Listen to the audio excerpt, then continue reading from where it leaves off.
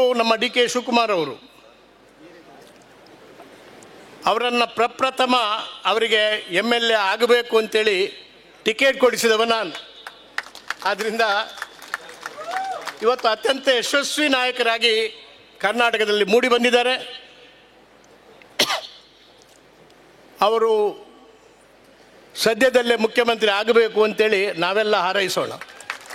ಯಾಕಂದರೆ ಕಾರ್ಕಳ ಪುಣ್ಯಭೂಮಿ, ಗೊಮ್ಮಟೇಶ್ವರನ ಊರು.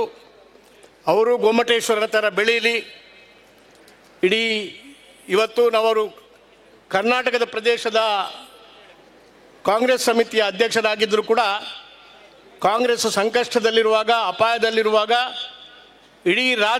ಇಡೀ ರಾಷ್ಟ್ರದ ಎಲ್ಲ ರಾಜ್ಯಗಳ ಕಾಂಗ್ರೆಸ್ ಪಕ್ಷ ಅಧಿಕಾರಕ್ಕೆ ಬರಬೇಕು ಅಂತೇಳಿ ಹೋರಾಟ ಮಾಡಿದಂಥ ಒಬ್ಬ ಧೀಮಂತ ಕಾಂಗ್ರೆಸ್ ನಾಯಕ ನಮ್ಮ ಡಿ ಕೆ ಶಿವಕುಮಾರ್ ಅವರು.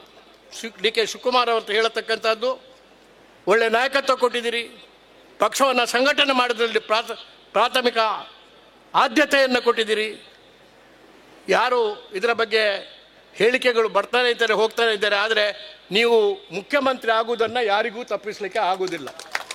ಯಾರು ಅದರಲ್ಲಿ ಆತಂಕ ಮಾಡಬೇಕಾದಂಥ ಅವಶ್ಯಕತೆ ಯಾರಾದರೂ ಟೀಕೆ ಮಾಡುವ ವೈಯಕ್ತಿಕ ತೃಪ್ತಿಗೆ ಅದನ್ನು ಟೀಕೆ ಮಾಡಬೇಕೇ ಹೊರತು, ಆದರೆ ನಮ್ಮ ಡಿ ಕೆ ಶಿವಕುಮಾರ್ ಮುಖ್ಯಮಂತ್ರಿ ಆಗುವುದನ್ನು ತಪ್ಪಿಸಲಿಕ್ಕೆ ಆಗುವುದಿಲ್ಲ. ಹಾಗಾದರೆ ಅದು ವರ ಯಾರು ಕೊಡತಕ್ಕಂಥ ವರ ಅಲ್ಲ, ಅವರು ಸಂಪಾದನೆ ಮಾಡತಕ್ಕಂಥ ಒಂದು ಶಕ್ತಿ, ಅದು ಮುಖ್ಯಮಂತ್ರಿ ಪದವಿ. ಆದ್ದರಿಂದ ಇಂಥ ಒಂದು ಸಂದರ್ಭದಲ್ಲಿ, ಅದು ಕೂಡ ಕಾರ್ಕಳದ ಪುಣ್ಯಭೂಮಿಯಲ್ಲಿ ಈ ಮಾತನ್ನು ಹೇಳುವಾಗ ಇದಕ್ಕೆ 100ಕ್ಕೆ 100 ಸತ್ಯ. ನಾನು ಹೇಳೋದಿದ್ರೆ ನೀವು ಮಾತ್ರ ಪ್ರತಿಕ್ರಿಯೆ ಕೊಡಬಾರ್ದು ಯಾವುದಕ್ಕೂ. ಈ ಮುಖ್ಯಮಂತ್ರಿ ಪದವಿ ವಿಷಯದಲ್ಲಿ it is A settled matter.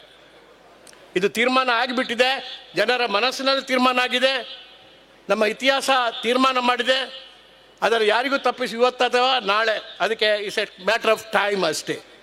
ಅದಕ್ಕೆ ಯಾರು ಕೂಡ ಅದಕ್ಕೆ ಅವರ ಸಪೋರ್ಟರ್ಸು ಕೂಡ ಸುಮ್ಮನೆ ನಾವೇ ಮಾಡಿಸಿದ್ದೇವೆ ಅಂತೇಳಿ ಯಾರು ಹೇಳ್ಕೊಳ್ಬೇಕಾದಂಥ ಅವಶ್ಯಕತೆ ಇಲ್ಲ.